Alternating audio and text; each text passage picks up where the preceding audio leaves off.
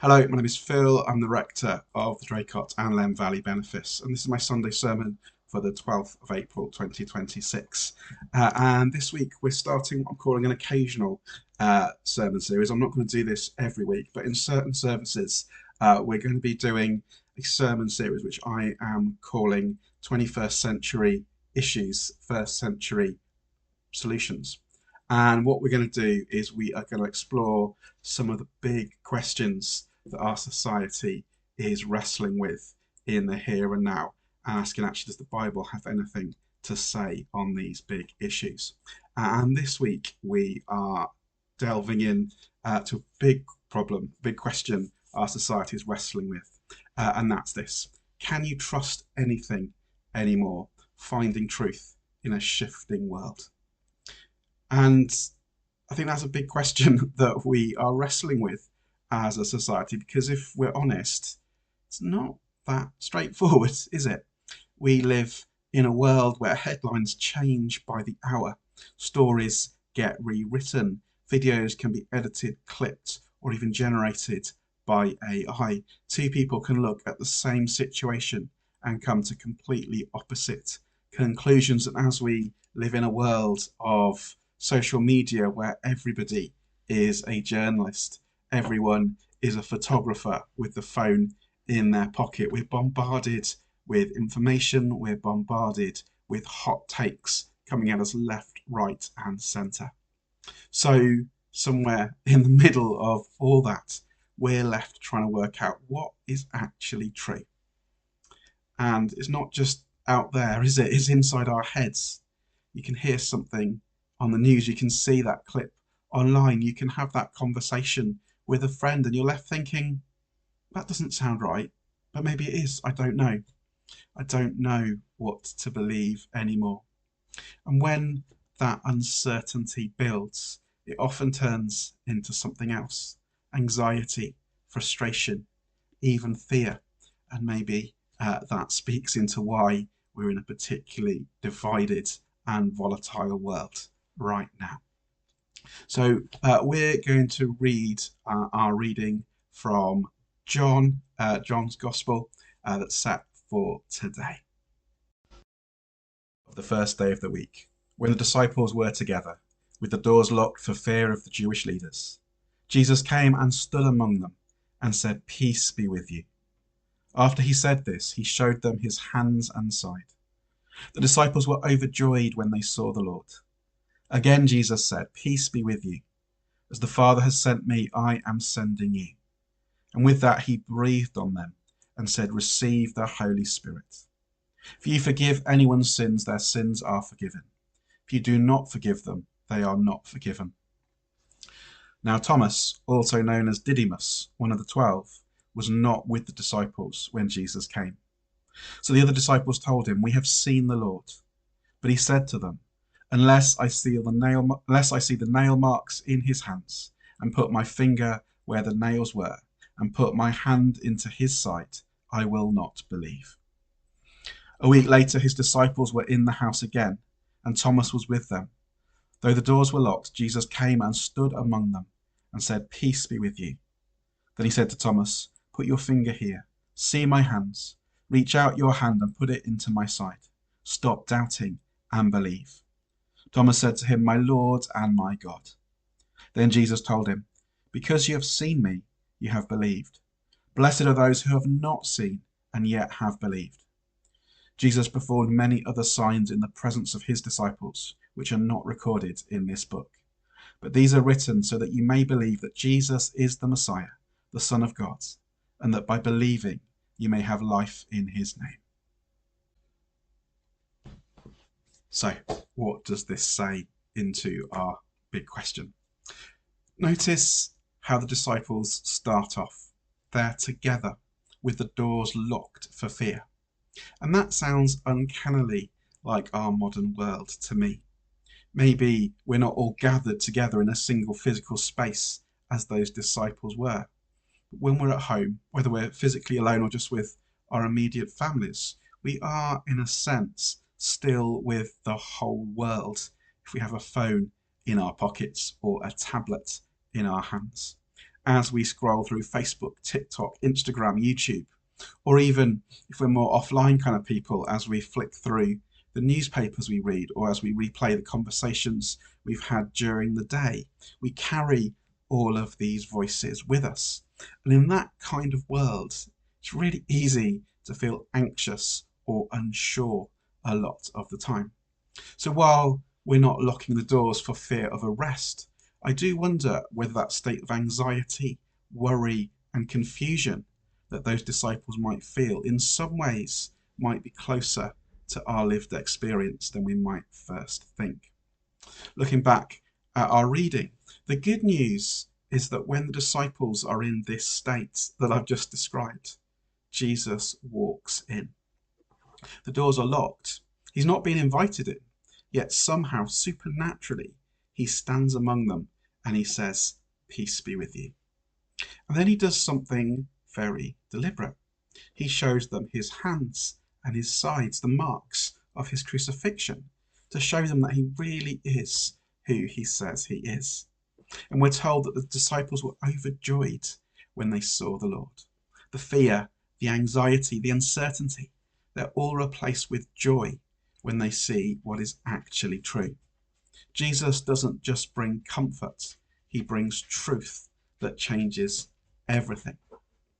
Now, at this point, you could be quite reasonably sitting there listening to me thinking, hang on a minute, Phil.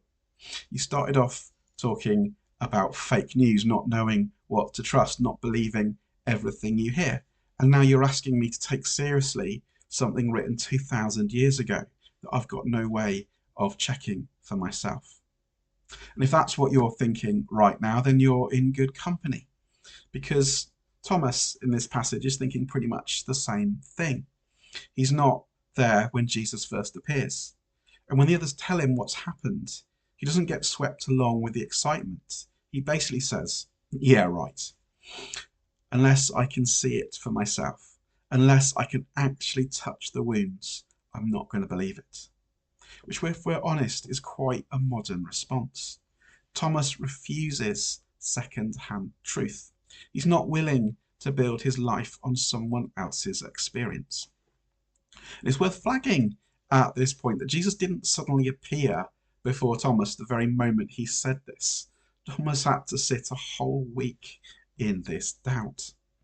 And then a week later, the disciples are back in the house and Thomas is with them this time, which is another interesting thing to note, isn't it? He's clearly been wrestling with that doubt, but he wouldn't be in the room with the disciples if he'd completely rejected their claims. He's in this kind of agnostic stage, isn't it? He's not rejected their claims, but neither has he accepted them. He's there with an open mind when Jesus appears again. And Jesus says those same words to everyone, doesn't he? Peace be with you. And then he turns to Thomas specifically, and he says, put your finger here. See my hands. Reach out your hand and put it in my side. Stop doubting and believe. In other words, look properly. Examine it. Don't just dismiss it. And I think here we begin to see something really important about truth. And different people have different ways of trying to work out what is true, but I think there are two particularly prevalent ways of assessing truth that are prominent right now. On the one hand, you've got people who tend to look inward. You might hear phrases like, this is my truth, or you do you. And the idea here is that the world out there is so confusing and unstable that the only way to make sense of it is to look inside, to our feelings, to our instincts, to our sense of what seems right. And that's understandable, isn't it? Our feelings matter. They're part of how we are made. We feel pain when we touch a flame as our body's way of telling us to stop touching the flame. It's an understandable way of looking at the world because we are spiritual beings. We feel. Our feelings are there to guide us. But they're not always reliable. They change. They conflict. They don't always lead us in the right direction. So on the other hand, you have people who go the opposite way. They say truth is what can be tested, measured, and proven. We can't trust our feelings, so we need to go with the evidence. If I want to know something is true, I look for that evidence. I rely on reason. I rely on science. And I rely on what I can observe. And once again, that works for some things. But it doesn't answer the biggest questions of life. Questions of meaning, purpose, place, relationships. You can't put those things into a test tube. You can't scientifically prove which job offer on the table is the right one to take here and now. So we're left with a problem, aren't we? If we look only inside ourselves, things shift. If we look only outside ourselves, things are incomplete. And that is where Christianity offers something different. Not just a better method, but something altogether more radical. It says truth is not just something you feel, and it's not just something you analyze. It's someone you can encounter. Because in this passage, Jesus gives Thomas something he can touch. There's a physical, tangible reality to what is being claimed as Thomas physically touches Jesus' resurrected body. But at the same time, Jesus speaks peace into a room full of fear. He addresses both the external reality and the internal experience. And then John, who wrote this account, brings it to its conclusion with these words. These things are written that you may believe that Jesus is the Messiah, the Son of God, and that by believing you might have life in his name. In other words, this isn't written to shut down your thinking. It's written so that you can weigh it up, consider it, come to a conclusion. So let's go back to where we started. We live in a world where everything keeps shifting, where it's hard to know what's real, who to trust, what to build your life on. And Christianity stands or falls on one claim, that Jesus Christ rose from the dead. If that's not true, then Christianity can be set aside and ignored.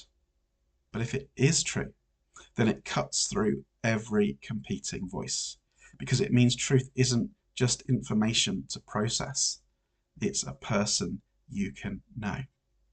And like Thomas, each of us has to decide what we're going to do with that.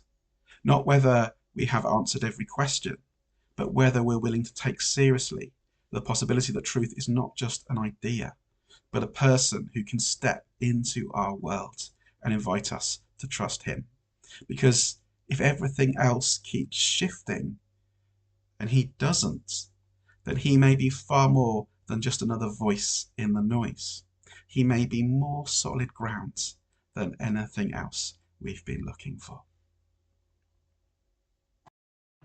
If you want to explore faith and what we've been talking about a bit further, we've got loads of resources on our YouTube channel, our Facebook page, and we've got lots going on across the benefice. Please do like, subscribe, have a nose around our channel, or if you are local in the Rugby area, do drop me an email, revphilprice@outlook.com, revphilprice@outlook.com, and I'd be delighted to add you to our weekly email newsletter and answer any questions you have about faith and Jesus.